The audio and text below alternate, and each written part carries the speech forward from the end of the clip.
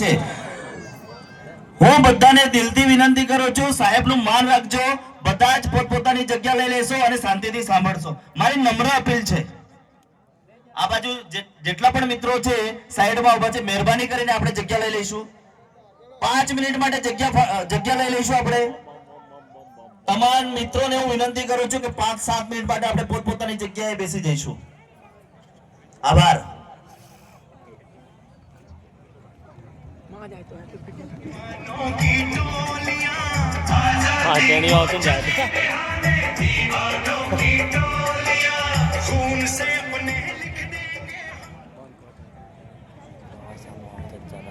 હાલો, આજુબાજુ જે પણ આગેવાનો છે, વડીલો છે, યુવાનો છે, માતા બહેનો છે, બધાને નમ્ર અરજ અને વિનંતી કરું છું કે હવે કાર્યક્રમ પૂર્ણાહુતિ તરફ જ છે। મારું આ છેલ્લું જ વક્તવ્ય છે, પછી કાર્યક્રમ પૂર્ણ થવાનો છે। તો બધા 10 મિનિટ માટે અહીંયા સામે બધા આવી જજો। આ બાજુ પાછળ પણ જે લોકો ઊભા હોય તેમને 2 હાથ જોડી વિનંતી છે કે બધા સામે આવી જજો। આ બાજુ પણ ઘણા હશે, એમને વિનંતી છે સામે આવી જાઓ। આજના સૌપ્રથમ તો બધાને સૂત્ર બોલાવીશ। બધા 2 હાથની મુઠ્ઠી વાળીને જોરથી સૂત્ર બોલશો। જય આદિવાસી। પેલા ખૂણાવાળા ઉપર બેઠા છે, બોલતા નથી। હા, આ ચીકદામાં બહુ મોટા મોટા નેતાઓ રહી છે, પછી એમને ખબર જ નહીં પડે અહીંયા શું ચાલે છે તે। મને ડેડિયાપાડામાં આવવા નથી દેતા, એટલે એટલી બૂમ મારવી પડશે કે ડેડિયાપાડામાં બી ખબર પડે કે ચૈતર વસાવા અહીંયા નથી આવતા, પણ ચીકદામાં તો છે બધા, બરાબર ને? એટલે અહીંથી એટલી દૂર જોરથી બૂમ મારજો। ભલે મને આ લોકો ડેડિયાપાડા જવા રોકે છે, મારી સાથે પોલીસ મૂકી દીધી છે, પણ તમે અહીંથી એટલી મોટી બૂમ મારજો કે ડેડિયાપાડા તાલુકાના બધા જ ગામોમાં બધાને સંભળાઈ જાય। જય આદિવાસી, જય જોહાર, આમ આદમી પાર્ટી, આમ આદમી પાર્ટી, અરવિંદ કેજરીવાલ। ધન્યવાદ। વાહ ભાઈ વાહ, સરસ। તમારો આવો જ પ્રેમ અમને બધાને ગમે છે। આજના મંચ પર બધા ઉપસ્થિત દિલ્હીથી કેજરીવાલ સાહેબની ટીમમાંથી પધારેલા અખિલેશભાઈ ત્રિપાઠીજી, પોતે 3 ટર્મથી એમએલએ છે, સરકારમાં પણ કામ કરેલું છે એમણે। એ જ પ્રકારના મારા સાથી મિત્રો એવા આમ આદમી પાર્ટીના જિલ્લાના પ્રમુખ નિરંજનભાઈ વસાવા, સાથે અહીં મંચસ્થ ડોક્ટર દયારામભાઈ વસાવા, એડવોકેટ હરિસિંહભાઈ વસાવા, ઉપપ્રમુખ એવા દેવેન્દ્રભાઈ વસાવા, સાથે મહામંત્રી શ્રી અર્જુનભાઈ, સાથે મુસ્લિમ સમાજના અગ્રણી એવા ઇમ્તિયાઝભાઈ, સાથે ઉપપ્રમુખ એવા શૈલેન્દ્રભાઈ, જગદીશભાઈ, પ્રમુખ એવા ગિરધરભાઈ, મહિલા પ્રમુખ એવા વિદ્યાબેન, જિલ્લા પંચાયતના સદસ્ય એવા શકુંતલાજી, વર્ષાજી, અને ખૂબ મોટી સંખ્યામાં અહીં ઉપસ્થિત થયેલા તમામ વડીલો, યુવાનો, માતા બહેનો, મંચસ્થ ઉપસ્થિત તમામ પંચાયતના સરપંચશ્રીઓ, એકવાર સરપંચો માટે જોરદાર તાળીઓ પાડી લો। બધી જ પંચાયતના મોટે ભાગના પંચાયતના સરપંચશ્રીઓ પણ ઉપસ્થિત છે, મીડિયાના મિત્રો પણ ઉપસ્થિત છે, પોલીસ અધિકારીઓ પણ ઉપસ્થિત છે। બધાને હું મારા નમન કરું છું, વંદન કરું છું।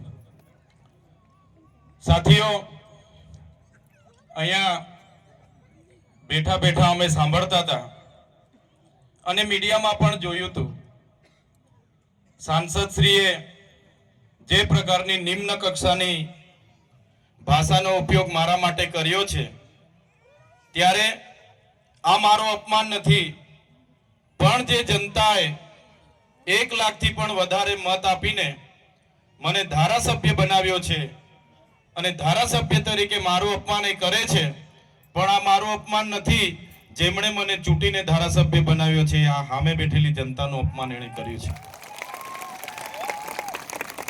એનો જવાબ અહીંયા મને જેટલા પણ સાંભળી રહ્યા છે, મારા વડીલો છે, સંતો મહંતો પણ બેઠા છે, મારા સરપંચશ્રીઓ છે, મારા અગ્રણીઓ છે, મારી માતાઓ છે, મારી બહેનો છે, બસ તમને વિનંતી કરું છું, આપણે એમની સામે એમના જેવા નથી બનવાનું, પણ આવનારી તાલુકા પંચાયત, જિલ્લા પંચાયતમાં એનો જવાબ આપણે બધાએ આપી દેવાનો છે।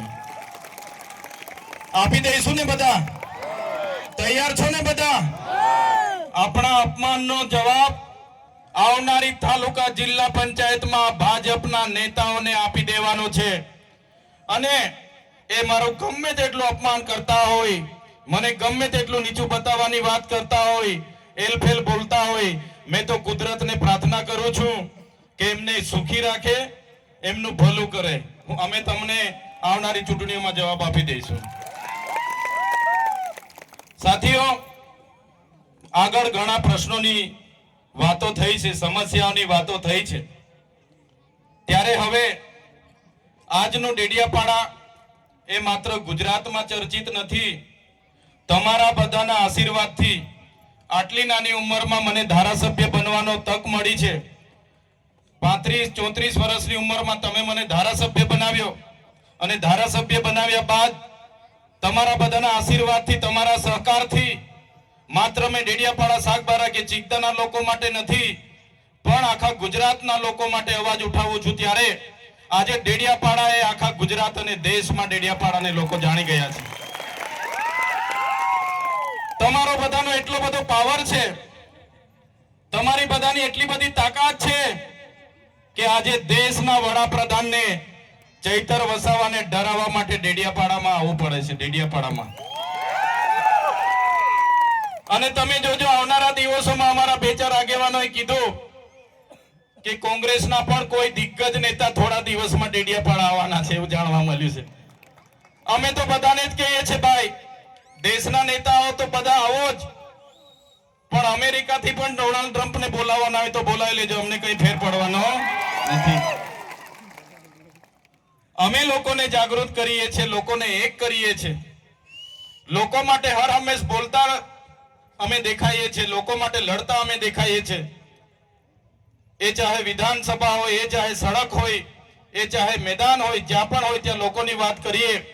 લોકો ભેગા થાય, લોકોનો સહકાર મળે, લોકો જાગૃત થાય. એટલે આ ભાજપની સરકારને ગમતું નથી. અને આ ભાજપની સરકાર આવા મનસુખભાઈ જેવા લોકોને ચડાવીને અમારી સામે ઉતારે છે. પણ આ મનસુખભાઈ હોય કે એમના ભાજપના નેતા હોય, એમને પણ હું કહેવા માંગુ છું, અમારી લડાઈ તમારા જેવા મનસુખભાઈ સાથે નથી. અમારી લડાઈ તો સીધી નરેન્દ્રભાઈ મોદી સાથે છે. નરેન્દ્રભાઈ મોદી અહીંયા આવ્યા હતા, જે પ્રતિમાને ફૂલહાર કર્યું, એ પ્રતિમા જ્યારે આપણે મૂકતા હતા ત્યારે આજ ભાજપના, આજ મનસુખભાઈ, આજ આરએસએસ વાળાએ આપણને કીધું હતું કે આ ચૈતર વસાવા અર્બન નક્સલવાદી છે, અહીંયા નક્સલવાદ ફેલાવશે, બિરસા મુંડાને કેમ લાવ્યા છે. અને આપણો ખૂબ વિરોધ કર્યો તો પોલીસને ધાડીને ધાડા અહીંયા ઉતારી દીધા હતા. યાદ છે ને બધાને? ધાડીને ધાડા ડેડિયાપાડામાં ઉતાર્યા. આપણે લોકોને જાગૃત કર્યા અને લોકો જાગી ગયા. ત્યારે આજે ભાજપ વાળા જય બિરસા મુંડા, જય આદિવાસી બોલતા થઈ ગયા છે. થઈ ગયા છે કે નથી થઈ ગયા? એ જ મૂર્તિની, એ જ પ્રતિમાની ફૂલહાર કરવા માટે દેશના વડાપ્રધાનને આવવું પડે. આ ભાજપ વાળાએ એક પણ પ્રતિમા આપણા વિસ્તારમાં મૂકી નથી ને એક પણ પ્રતિમામાં પોતાનો ફાળો આપ્યો નથી. એટલે આપણી પ્રતિમાને ત્યાં વડાપ્રધાનને ફૂલહારમાં લાવવું પડ્યું હતું આ લોકોએ. આ ભાઈ તમારી તાકાત છે, એકલા ચૈતર વસાવાની તાકાત નથી. ચૈતરભાઈ તો એક નાનો માણસ છે, એક સામાન્ય પરિવારમાંથી આવે છે. ચૈતર વસાવા એકલો હોય તો આ લોકો મને ક્યારના ખોવી નાખે. પણ ચૈતરભાઈ સાથે અમારા સરપંચો છે, અમારા આગેવાનો છે, અમારી માતાઓ છે, અમારા વડીલો છે. એટલે ચૈતરભાઈ પર હિંમત છે. તમે છો તો મારી હિંમત છે, તમારો સહકાર છે, તમારો આશીર્વાદ છે તો મેં બોલું છું. બાકી હું એકલો પડું તો મારું પિક્ચર આ લોકો પૂરું કરી નાખે. કરી નાખે કે ના કરી નાખે? કરી નાખે આ લોકો.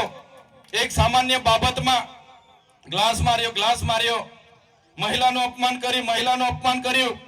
એમ કરીને મને જેલમાં ડાયરેક્ટ વડોદરા નાખી દીધો. તો ખબર છે ને બધાને?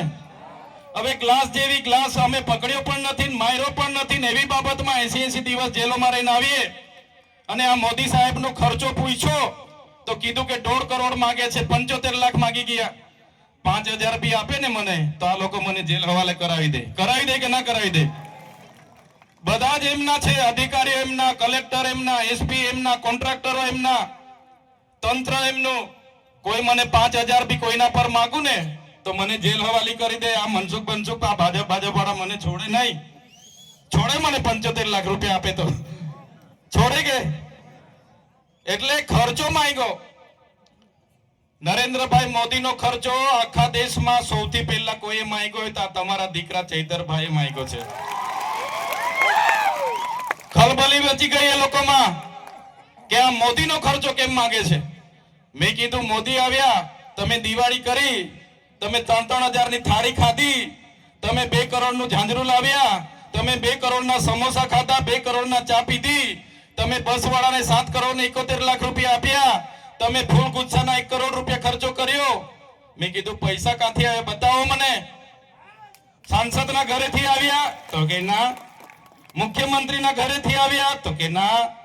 હરસંઘવીના ઘરેથી આવ્યા તો મેં કીધું ના. મેં કીધું પૈસા આવ્યા ક્યાંથી? એમણે કીધું આદિવાસી બજેટમાંથી અમે ખર્ચો પાડી દીધો છે. જે આપણા બાળકોની આંગણવાડી બનાવવા માટે પૈસા આવેલા, આપણા બાળકો આશ્રમ શાળામાં ભણે છે ને સારી દાળ ભાત શાક રોટલી મળે એના માટે પૈસા આવેલા, આપણા વિસ્તારમાં રોડ બને એના માટે પૈસા આવ્યા હતા, કુપોષણ દૂર થાય એના માટે પૈસા આવ્યા હતા, સ્કૂલ બને એના માટે પૈસા આવ્યા હતા, ઝૂંપડું બને એના માટે પૈસા આવ્યા હતા, મનરેગામાં રોજગારી મળે એના માટે પૈસા આવ્યા હતા. એવા 100 કરોડ ઉપર રૂપિયા લોકોએ ધુમાડો કરી નાખ્યો. આ મોદી તો આપણને 100 કરોડમાં પડ્યો, ડેડિયા પડાવીને ગયો. એમાં તો 100 કરોડ રૂપિયા આપી દેતા તો બી અમે મોદીના ગુણ ગાઈ લેતા. આ તો આપણી દિવાળી કરીને જતો રહ્યો.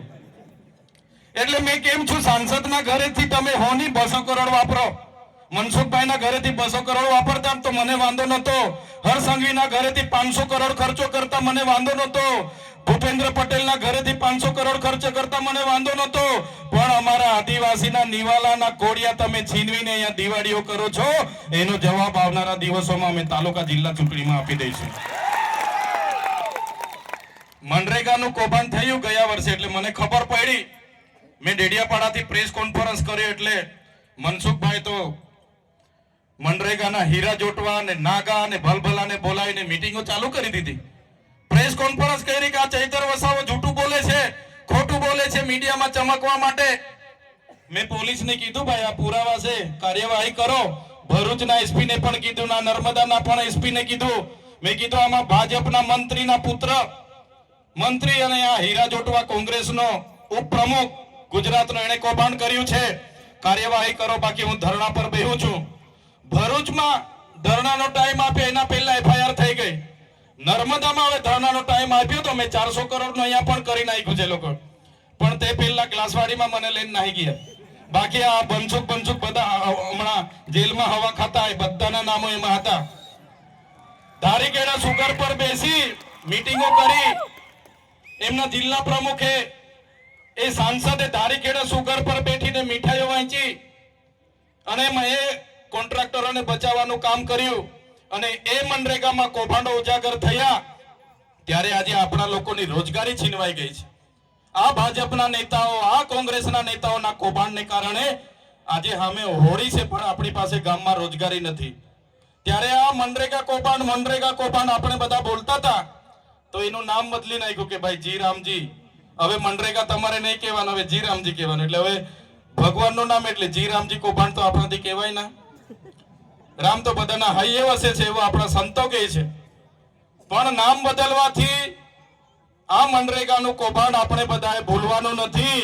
એ કૌભાંડના કારણે આપણી રોજગારી છીનવાઈ છે. એટલે આ મનરેગાના કૌભાંડમાં ગમે એટલા નામો બદલશે પણ એનો જવાબ આવનારી તાલુકા જિલ્લા પંચાયતની ચૂંટણીમાં આપણે બધાએ આપી દેવાનો છે. અહીંયાથી સામે દાપણ છે, આ બાજુ સામરપાડા છે, કાકરપાડા છે, આ બધી નવી વસાહતો છે. જે વખતે કરજણ ડેમ બનતો હતો આ સાંસદ ઠેલો લઈને ફરતા હતા, સાયકલ લઈને ફરતા હતા અને નેતાભાઈ ના હતા વસાહતો વાળાના. આજે વસાહતો વાળામાં તમે જોજો શું હાલત છે. દાભણ વાળા મને મળવા આવ્યા હતા. એમણે મને કીધું સાહેબ ત્યાંથી અમે ઉઠીને આવ્યા, અમારી જમીન સરકારે બીજા પરથી લઈને અમને આપી હતી, અમારે નામે જ નથી થઈ. હવે પેલાના છોકરાઓ હવે અમારા પર કેસ કરે છે લેન્ડ ગ્રેબિંગનો. પોલીસ સ્ટેશને બોલાવે છે અમને. મેં પીઆઈ ને કીધું કે ભાઈ આ લોકો જે તે વખતે સરકારે નામે નથી કરી, એમને પોલીસ સ્ટેશને નહીં બોલાવો, એમને નામે કરી આપવાનું કામ કરો. તો પોલીસ પીઆઈ કીધું સાહેબ આ અમારું કામ નથી, રેવન્યુનું કામ છે. ત્યારે રેવન્યુ વિભાગને પૂછ્યું કેમ તમે અહીંયા નવી વસાહતના ગામોના જેટલા પણ ખેડૂતોને જમીન આપી છે નામે કેમ નથી કરતા?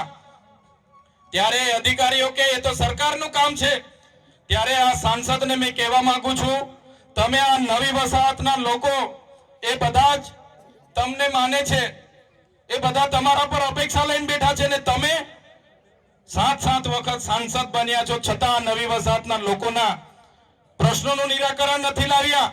ત્યારે આ નવી વસાહતના અહીંયા ઉપસ્થિત જેટલા પણ લોકો છે તમે જોજો, તમારા ગામના આગેવાનો બન્યા છે એમને પણ કહેજો, આ મનસુખભાઈ તમારા પ્રશ્નોનું નિરાકરણ લાવવા જ નથી માંગતા, એ તો લટકતી તલવાર રાખવા માંગે છે. એટલે તમે ઉઠી બેઠા કે ત્યાં પહોંચી જાઓ, ઉઠી બેઠા કે ત્યાં પહોંચી જાઓ, એ કઈ તમારું કરવાનું નથી. આવનારી વિધાનસભામાં તમારા વતી આ તમારો દીકરો વિધાનસભામાં સરકાર પાસે આ કરજણ વસાહતો વાળાની જવાબ માંગવાનો છે. હમણાં જ મને અહીંયા મુનકાપાડાના એક આગેવાન અહીંયા અરજી આપી ગયા છે. અરજી આપી ગયા મને રમેશભાઈ ઉનિયાભાઈ કોટવાડિયા, જંગલ ખાતાના અધિકારીએ 2 દિવસ પહેલા બહુ માર્યો હોય મને હમણાં કહીને ગયા છે. ત્યારે અહીંયા જેટલા પણ લોકો ઉપસ્થિત છો સાંભળી લો તમે. હમણાં જ અમે ગેમલસિંહ દાદા સાથે વાત કરતા હતા. આપણા ગેમલસિંહ સાહેબને મેં પૂછ્યું કે તમે તો સીપીએમ માં બહુ સેવા આપી છે, અમારા વિસ્તારમાં તમે બહુ કામ કર્યું છે, અમારા લોકો પણ બધા અહીંયા ઉપસ્થિત છે. અને ગેમલસિંહ સાહેબે પણ કીધું કે તમારી વાત સાચી છે. સાથીઓ, વાંસ એ જંગલમાં વાંસ કોઈ કાપવા જાય એની ગણતરી ઘાસચારામાં થાય છે. વાંસ એની ગણતરી ઘાસચારામાં થાય છે, ને વાંસ કાપવા જાય એને કોઈ અટકાવવા માટે એવો કોઈ કાનૂન નથી. અને આ મંચ પરથી જંગલ ખાતાવાળાને કેમ છું હિદાયત રહેજો. આ ડેડિયાપાડામાં મારો પ્રવેશ બંધી છે એટલે હિદાયત રહેજો. તમારું જંગલ ખાતું તો 1927 માં આવ્યું હતું. તમારું જંગલ ખાતું 1927 માં આવ્યું હતું. આ અમારો આદિવાસી સમાજ, અમારા આદિ અનાધિકારથી અમારા બાપ દાદાઓ પૂર્વજો આ જંગલ સાચવેલા છે. હિદાયત રહે. બાકી જંગલ ખાતાવાળા જો આવી જ નાટકો કરશે, જે દિવસે અમે ઉતરીશું, જે દિવસે ડેડિયાપાડાની રેન્જોમાં અમે જઈશું અમારો રેલો લઈને, એ દિવસે આ જંગલ ખાતા બંગલ ખાતા વાળા અહીંયા નજરે નથી પડવાના, એ બી કહી દઉં છું તમને. એટલે કોઈ પણ લોકો વાંસ લઈને આવો ને કોઈ પણ બીડગાર્ડ ફોરેસ્ટર અને આરએફઓ તમને એની વર્દીનો ખોફ બતાવતો હોય ને તો મારું નામ લેજો અને મારી સાથે વાત કરાવજો. એનો બધો ખોફ અમે એનો બધો ધુમાડો ઉતારી કાઢીશું. એટલે કોઈ ડરવાની જરૂર નથી. અને અહીંયા ઘણા પોલીસ અધિકારીઓ પણ ઉપસ્થિત છે. જે વખતે ખોટો કેસ થયો ત્યારે મને ધક્કે ચડાવીને રવાડે ચડાવીને ગાડીઓમાં ભરી લઈ ગયેલા છે. બરાબર છે. જે નાના અધિકારીઓ છે એ આપણા જ લોકો છે, પોલીસ અને કોન્સ્ટેબલ, આપણા પીઆઈ છે, પીએસઆઈ છે. ભાઈ તમે ઉપલા નેતાઓના ભરોસે આવી નાટકો ના કરો. ભાઈ તમે તમારા એસપી આઈજી ના ઈશારે આ પ્રકારનું કૃત્ય ના કરો. બાકી અમે અમારા ઘરમાં પાલિયાન ભાલાન તીરકામતા કઈ અમે શો માટે નથી મૂક્યા. જે દિવસે લઈને નીકળીશું ને પેલા અંબાજી વાળાએ કર્યું તો એ પ્રકારની પાડલિયાવાડી અહીંયા ડેડિયાપાડામાં પણ કરી આપીશું તમને. પાડલિયાવાડી ખબર છે ને? આખું જ ગામ તોડી પાડવા માટે ગયેલા જંગલ ખાતા